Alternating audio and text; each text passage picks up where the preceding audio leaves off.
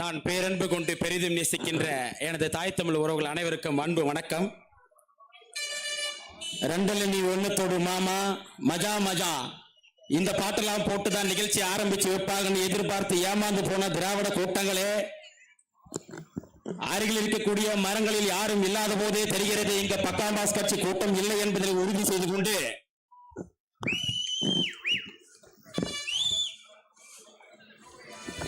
எனது தமிழ்தாய் அரசு, தமிழக நாம் தமிழர் அரசு எப்படி என்ன மாற்றத்தை கொண்டு வர போகிறது என்பதனை இந்த மாபெரும் பொதுக்கூட்டத்தின் வாயிலாக ஆரம்பத்திலே தமிழர் நலன், தமிழ் கலாச்சாரம், தமிழர் வரலாறு, தமிழரின் அடையாளம் என்கின்ற பரதநாட்டியம், தமிழ் வாழ்த்து, இது போன்ற பாடல்களை எல்லாம் ஒருங்கிணைத்து வெற்றிகரமாக ஏற்படுத்தி கொடுத்து ஆரம்பித்து கொடுத்த ஐயா மருத்துவர் சக்திவேல் மற்றும் அவர்களை உடன் இருந்து இந்த கூட்டத்தினை வழிவகை செய்து கொடுத்த அனைத்து நிர்வாகிகளுக்கும் நன்றிகள். இதனால் முடிக்கும் என்றாய்ந்து அதனை அவன்கண் விடல் என்பது 2000 ஆண்டுகளுக்கு முன்பு எனது வள்ளுவ பாட்டன் எழுதிய குறள். அந்த குறளின் வாயிலாக என்ன சொல்ல வருகிறேன் என்றால், ஒரு திறம்பட செயலை இவன் முடிப்பானா இல்லையா என்று தேர்ந்தெடுக்க பிறகு அவன் பின் அதை கொடுக்கும் பொழுது அந்த செயல் சிறப்பாக செய்து முடிப்பான் என்ற நம்பிக்கை வரும்.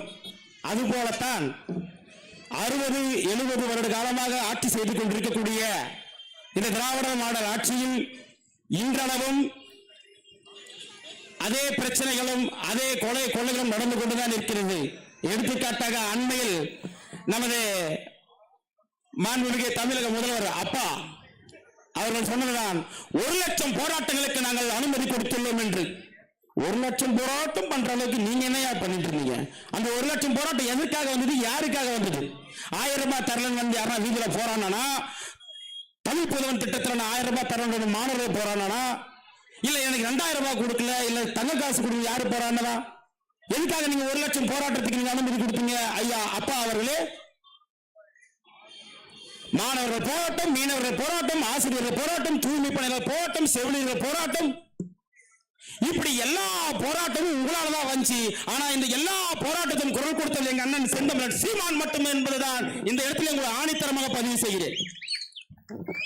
நன்றாக சிந்தித்து பார்த்துக் கொள்ளுங்கள். மாற்றம் என்பது நம்மிடமிருந்து வர வேண்டும். யாரோ வந்து எதையோ மாத்திர மாட்டான்னு இல்ல, முதல்ல நம்ம மாறணும். நல்ல தமிழ் வாழ்க்கையில பேசுறீங்க, ஆனா நீங்க வர மாட்டேன். எப்படி வருவேன்? உங்க ஓட்டத்துக்கு இந்த விவசாய சங்கத்தில் போட்டா தானே வருவேன். நல்லா இங்க பேசிட்டு இங்கிட்டு போனவனே அடுத்து வெடியால வந்து 500 ரூபாய் கொடுத்த உடனே அவனுக்கு போட்டு அழுத்திட்டா மாற்றம் எப்படி வரும்? மாற்றம் வராது, ஏமாற்றம் தான் வரும். இந்த 60 வருஷமா இப்படிதான் ஏமாத்திட்டு இருக்குது. இங்க ஒரு பெரியவரை பார்த்தேன், கலைஞர் வாழ்க்கை தளபதி ஸ்டாலின் யாரு உள்ள இருக்கிற வீரம் பேசலாம், அவன் பேசல. சரி, அவர் தான் பேசிட்டு நல்லா ஒத்து பாக்குற.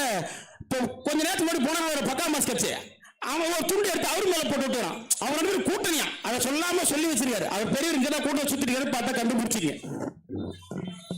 இது போல மாற்றம் என்பது என்ன அப்படின்றத வந்துட்டு 15 ஆண்டுகளாக பேசிக்கொண்டே வந்த என் அண்ணன் மத்தியில இப்ப நாங்க என்ன பேசிட போறோம்? அவர் சொல்லி புரியாதது அண்ணன் எல்லாருமே பேசிட்டாங்க. சுற்றுச்சூழல், பாசறை, அக்கா எல்லாருமே பேசிட்டாங்க. நம்ம என்னத்த பேசலாம்னு சொல்லிட்டு வந்தா இங்க இருக்கிற பிரச்சனையே பேசுவோம். போச்சம்பள்ளியில இந்த கூட்டம் நடந்துட்டு இருக்கு. போச்சம்பள்ளி அருகாமையில் இருக்கிற 10,000 ஏக்கர்களை வளைத்து போட்டிருக்கிற சிப்காட் என்ன அனுமதி பெற்று அந்த உரிமையை வாங்கியிருக்காங்க நம்ம யாராவது ஒருத்தர் தெரியுமா?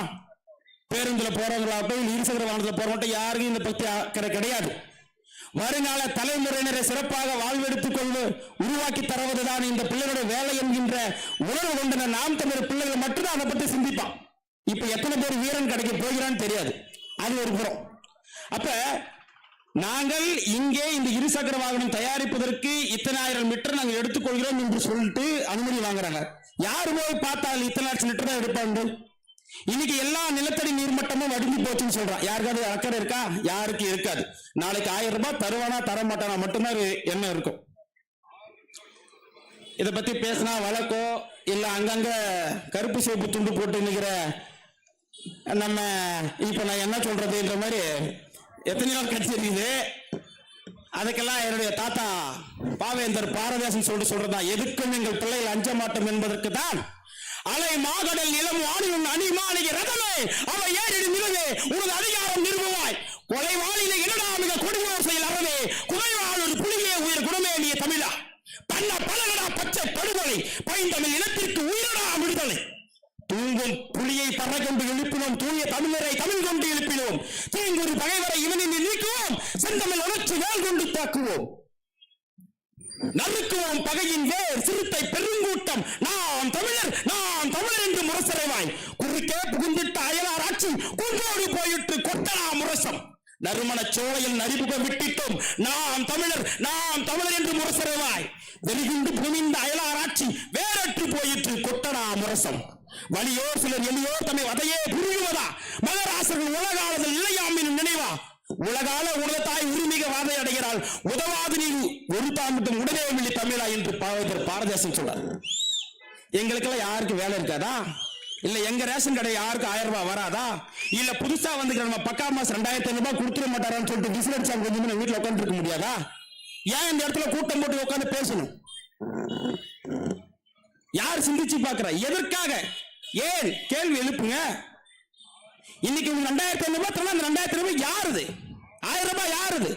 நம்முடைய வரி பணத்திலிருந்து நம்ம பணத்தை எடுத்து கொடுத்துட்டு அவன் வாக்கு வாங்கிட்டு போறான். அது உங்களுக்கு தெரியல? இதுல படிச்ச முட்டாள்கள் எத்தனையோ பேரு அதுக்கே வாங்கிட்டு அதுக்கே வக்காலத்து பேசுறது. நாம் தமிழ் என்ன செஞ்சிடும்? பசி பஞ்சம் ஊழல் லஞ்சம் சாதிய இழிவு கொலை கொள்ளை தீண்டாமை அடக்குமுறை ஒடுக்குமுறை பெண்ணடிமைத்தனம் ஏதும் இல்ல ஒரு புதிய ஒரு தேசம் செய்வோம். அவ்வளவுதான். அப்ப இதுவரைக்கும் இந்த தேசம் இல்லப்பா. அதான் வாக்குக்கு பணத்தை வாங்கி போட்டு கொலை நாசம் பண்ணி விட்டீங்க. அப்புறம் எங்க உங்களுக்கு புதிய தேசமா இருக்குது? 3 வயசு குழந்தைல இருந்து 30 இல்ல 3 தலைமுறை கடந்து 90 வயது 80 வயது பாட்டி அதுக்கிட்டே பாலியல் பலாத்காரம். காவல்துறை கூட்டம் வேணுமானா வழக்கு இருக்கும்போது வாங்கி பாத்துங்க. தெரியாதவங்க, நான் எதுவும் இல்லாததா சொல்ல. சரி, அது யார் கற்பழிக்க போறான்? அதே திராவிட மடல் கட்டி வைத்துக் கொண்டுள்ள இதே அந்த வீரனை வாங்கி உள்ள போட்டுதான் போறான். இவங்களே பாம் வைப்பாங்களா, இவங்களே பாம் எடுப்பாங்களா? ஏன் நீயே ஊத்தி கொடுத்துட்டு நீ தூண்டி விட்டுருவ, அவன் அப்புறம் கற்பழிப்பு பண்ணான்னு சொல்லிட்டு வழக்க போட்டு அதை பார்த்து அது உட்காந்து எங்களுக்கு வேலையா? அனைவருக்கும் கல்வி அதான் இலவசம், அனைவருக்கும் தரமான மருத்துவம் அதுதான் இலவசம். சுற்றுச்சூழல் பாசனம் அண்ணன் சகோதரர் பாசனம் நீரின் முக்கியத்துவத்தை அவ்வளவு சொன்னார். தூய குடிநீர் இலவசம் இதுதான் தருமம். குண்டா அண்டா மிக்சி இதெல்லாம் எதிர்பார்த்து ஓட்டு போடுற ஆளுக்கு தேவையில்லைன்ற. நீ எப்ப போடுற போட்டு போ. யாருக்காக போடுற சொல்லி? யாருக்கு போடுற? உனக்கோ எனக்கோ நமக்கு பேசிட்டு இல்ல. 3 தலைமுறைங்க இருக்கு. நல்லா சிந்திச்சு பாருங்க. அந்த குழந்தை இருக்கு, அதுக்கப்புறமா என்ன போன்ற எழுதுறாங்க, எனக்கு அப்புறமா 70 இது போன்ற ஒரு கட்சி எங்க பார்த்திருக்க முடியாதுங்க தான் பார்ப்பீங்க. அந்த வருங்கால தலைமுறைக்கு சிறந்த ஒரு இந்த உலகத்தை படைச்சிட்டு போடுகின்ற ஒரு எண்ணத்துலதான் இந்த நாம் தமிழர் அரசு வருது. அனைவருக்கும் கல்வி, கல்விக்கு ஏற்ற வேலை, அந்த வேலைக்கு ஏற்ற சம்பளம், அதை கொண்டு வாழ்கின்ற பெருமை மிக்க வாழ்வு. இவ்வளவுதானே? இது கொடுத்துட்டா உங்களுக்கு வேற எதுக்கு இலவசம்? அண்மையில் தேசிய விருது பெற்ற இயக்குனர் ராஜமுருகன் அவர்கள் இயக்கிய மயிலாடு படத்தை பார்த்து அதுல ஒரு சின்ன காட்சி தான்.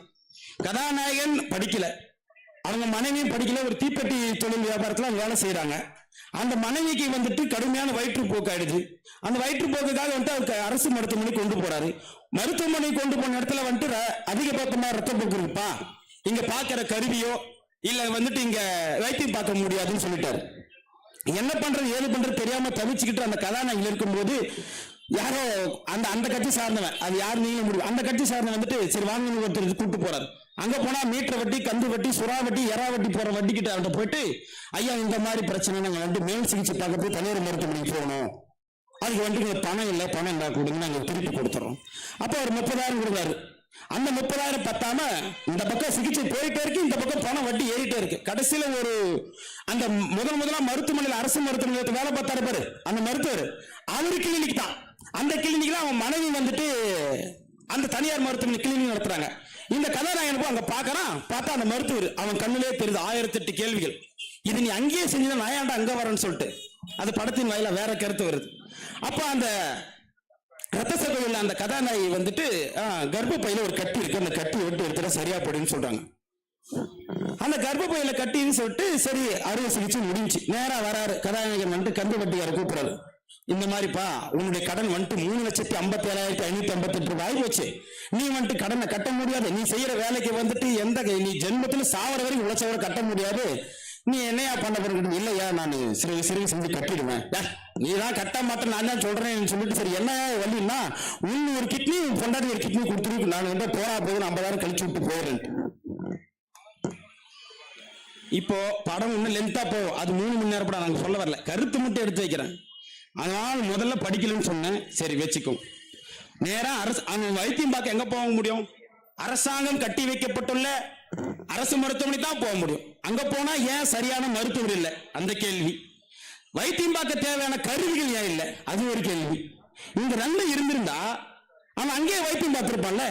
அப்ப மக்களுக்கு சரியான அரசாங்கம் மருத்துவமனை கட்டி பார்க்க கொடுக்க முடியாத வக்கற்ற அரசு எதுக்கு இருக்கணும்? அப்ப எப்படி இந்த மருத்துவமனை இல்லாத கருவி அந்த மருத்துவமனை எப்படி இருக்கு? அவனுக்கு எப்படி தெரியுது? அவன் எப்படி வாங்கி வச்சு சம்பாதிக்கிறான்? அப்ப அந்த மக்களுக்கு உண்டான தேவையான கருவிகளை வச்சு நீ தரமான மருத்துவமனை கொடுத்துட்டு போ. எப்படி செய்வ? நீதான் காவேரி மருத்துவமனை, அந்த மருத்துவமனை, உன் தங்கச்சிக்கு, உன் பிள்ளைது எல்லா மருத்துவமனையும் கூட்டூர்ல இருக்குது. அதான் இந்த படத்துல சுருக்கமாக சொல்லுவாங்க, இங்க வைத்தியம் இல்லாத கருவி அங்க போய் பார்த்துக்கிட்டான்னு சொல்லிட்டு.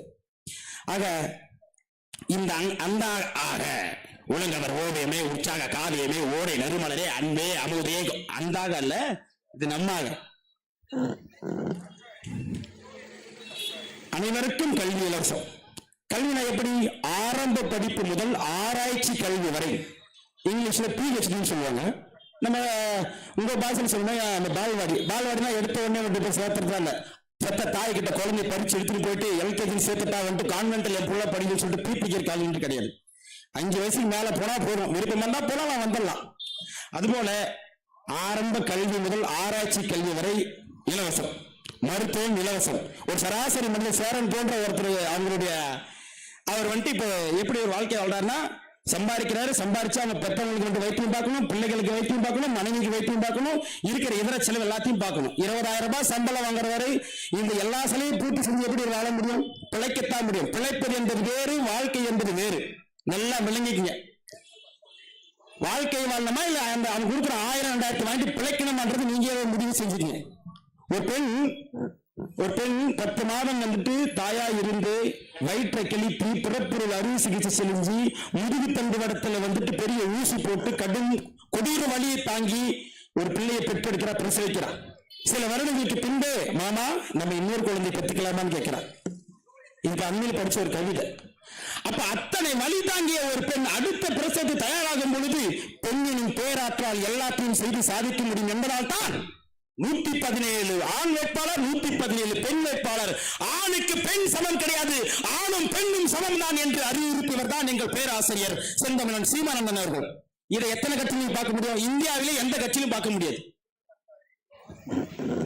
ஒட்டுமொத்தமா நாட்டில் நடக்கிற பிரச்சனை எல்லாத்தையும் சொல்லி முடிக்கணுமானா என்னம்மா தேவி சக்கம்மா நாடு நாசமா போகுது நியாயம்மா, கண்ணை திறந்து பாரம்மா எங்க கவலைய நீ கொஞ்சம் தீரம்மா, பாதுகாப்பு இன்னும் எதுவுமே இல்லை, பச்சை புள்ளைக்கு பாலியல் தொல்லை, பாதுகாப்பு இன்னும் எதுவுமே இல்லை, பச்சை புள்ளைக்கு பாலியல் தொல்லை, நாட்டில நடக்குது கொலை கொள்ள, இந்த கொடுமைய போய் எங்கதான் சொல்ல, என்னம்மா தேடி சக்கம்மா நாடு நாசமா போகுதே நியாயம்மா, மருத்துவமனையில் கிட்னி பீரிட்டு கேட்க போனா மூற கேடு ஊருட்டு, மருத்துவமனையில் கிட்னி பீரிட்டு கேட்க போனா மூற கேடு ஊருட்டு, ஏசி பாருல சாராய வியாபாரம் ஓசி பஸ் ஊரெல்லாம் விளம்பரம், என்னம்மா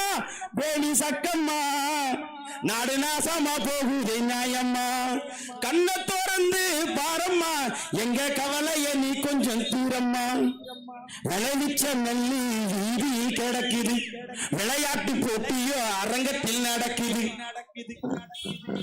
ஆடம்பரமா ஆட்சி நடக்குது, சன அல்லல் பட்டு தான் வீதியில் நிக்குது, என்னம்மா தேவி சக்கம்மா நாடு நாசமா போகுதே நியாயம்மா, 10 லட்சம் கோடி கடனில நாடு இதுல இலவசம் வேற பெருவெக்க கேடு பாக்க சகிக்கல சனம் படும் பாடு இத வளர்ச்சின்னு வாய்க்கிலிய போடுறான் போடு என்னம்மா தேவி சக்கம்மா நாடு நாசமா போகுதே நியாயம்மா ஊழல் லஞ்சத்தில ஊறி தங்கிடக்கிறான் உண்மை நேர்மையின்மை என்னன்னு கேட்கிறான் ஊழல் லஞ்சத்தில ஊறி தங்கிடக்கிறான் உண்மை நேர்மையின்னா என்னன்னு கேட்கிறான் ஓட்டுக்கு காசை வாரி இறைக்கிறான் உழைக்கும் மக்களைத்தான் வயிற்றில் அடிக்கிறான் உழைக்கும் மக்களைத்தான் வயிற்றில் அடிக்கிறான் எந்தாய வீரம்மா காளி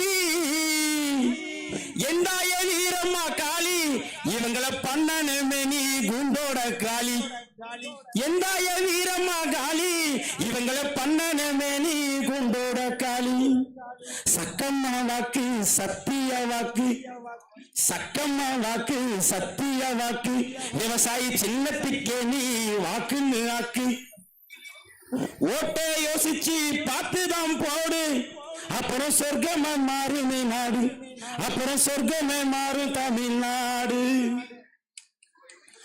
ஐந்தாவது முறையாக